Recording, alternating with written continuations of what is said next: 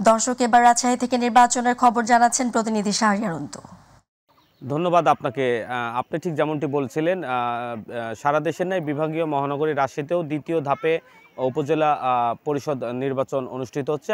দর্শক, এই মুহূর্তে দাঁড়িয়ে আছে আমি পুঠিয়ার ঝলমলিয়া প্রাথমিক উচ্চ বিদ্যালয় ভোট কেন্দ্রে। এখানে যদি একটু পরিস্থিতি আমি দেখাতে চাই যে পুরুষ ভোটারের পাশাপাশি নারী ভোটারের সংখ্যা এখানে অনেকটা বেশি, এবং এই তিনটা উপজেলায় বিশেষ করে রাজশাহী, বাগমারা, পুঠিয়া, দুর্গাপুর এই তিনটা উপজেলায় মোট 8 জন চেয়ারম্যান প্রার্থী প্রতিদ্বন্দ্বিতা করছেন। এর মধ্যে 6 জন হচ্ছে ভোটার রয়েছে।